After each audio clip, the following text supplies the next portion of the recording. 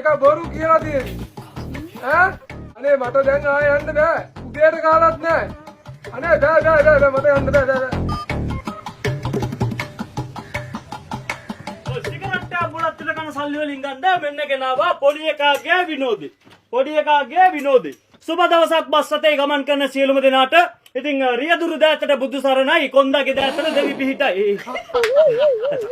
රත්තරන් කොන්දස්තර මහත්තයෝ කොන්දස්තර මහත්තයාගේ දෑතට දෙවි පිහිටයි. ඉතින් මම මේ ආකාරයෙන් බසයට ගොඩ වීමෙන් ඔබට කරදරයක් පීඩාවක් වුණා නම් සමා වෙන්න.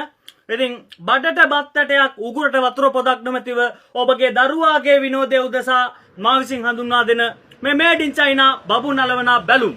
ගත්තොත් රුපියල් 100යි මගෙන් ගත්තොත් 150යි. අයියෝ මොනවද මල්ලි ඔයාලා රුපියල් 50ක් වැඩිනේ. මම බැලුවේත් මොකෝ පරක්කෝ කියලා.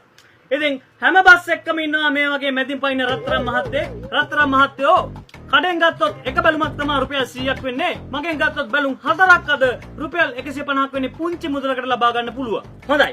මම දැන් හැමෝටම පෙන්නන්නම් කුඩා දරුවෙක් කොහොමද මේ බැලුම මගින් විනෝද වෙන්නේ කියලා. මේ ආකාරයට ඇදලා අපි පුම්බ ගන්න ඕනේ.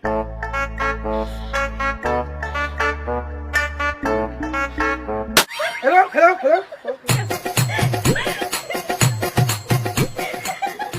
සමා වෙන්න ඕනම නිෂ්පාදනයක එවැනි කාර්මික දෝෂ තියෙන්න පුළුවන්. අපි තව එකක් උත්සාහ කරලා බලමු. මෙන්න මේ ආකාරයෙන් අරගෙන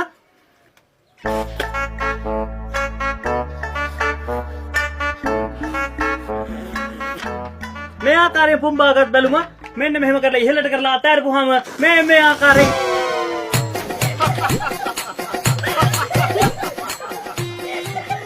මේ වගේ වස්සත් එක ඒ වගේ අත්‍යර්ථයෙන් වෙන්න පුළුවන්. ටක් ගාලා අරන් ඉන්නම් මම විනාඩියක් දෙන්න.